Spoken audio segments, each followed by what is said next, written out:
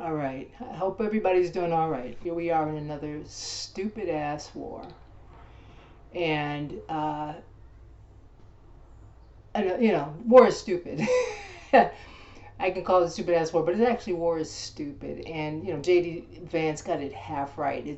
It's not so much that the men are who preceded him and Mr. Trump are dumb, but it's that war itself is dumb, and anybody who engages in it, who decides that they are going to wage war, needs to have their head checked. For the last uh, episode that I did, I talked about separation, and war is the ultimate of separation. It is what we need to release more than anything else. I think is part of when I talk about the urgency of decolonizing. Separation is part. Dealing with separation is really an urgent task, and so I wanted to give you something to, it's one thing to talk about. It's actually another thing to practice it. And I want to give you a ritual that I think would be really, I think, powerful in terms of just, a process of decolonizing yourself and releasing yourself from the evils of separation. Thich Nhat Hanh, the venerable monk Thich Nhat Hanh, he in his book Being Peace, he writes, there's this chapter there where he talks about looking at a piece of paper.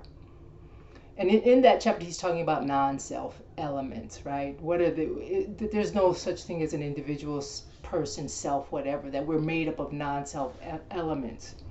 And he holds up a piece of paper. He talks about a piece of paper and he says, look, what do you see in this paper? Well, you can see the paper, but if you look really closely, you'll notice that the paper has the sun in it because the sun nourished the tree. You'll see that the paper has the soil in it and the minerals of the soil because the tree grew in the ground and drew from the minerals of the earth. The paper has water in it. So that paper is not a separate self.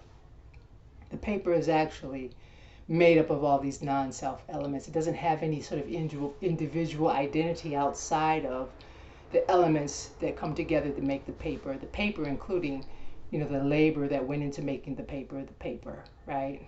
So I think we can really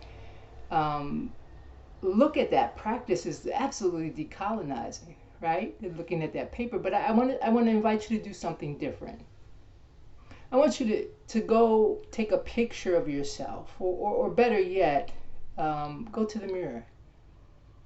And I want you to take the opportunity to identify what you see beyond just yourself, your image.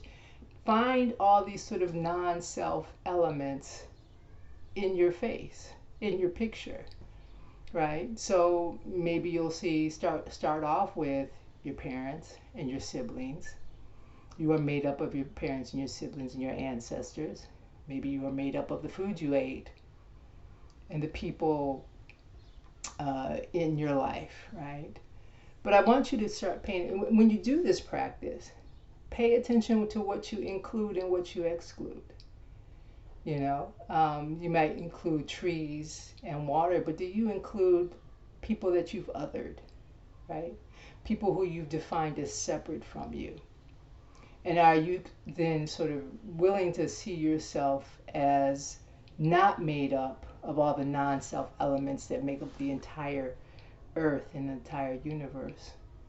This is a decolonizing practice. It helps us to see one another in ourselves, but it also helps us to see us more broadly and more expansively. That we include the trees and the water and the rivers. We include the sun and the clouds and the sky. We include all of these things. We include the roaches in our apartments or whatever, right? But it's to say, that this separation mentality is precisely, like I said before, what the colonial project feeds upon. It is part of what is necessary for it to continue to exist, and part of how we let go of these paradigms and this system is we have to do it from the inside out, right? And so part of doing it from the inside out is actually, refusing to see yourself as somehow a separate self without all these non-self elements.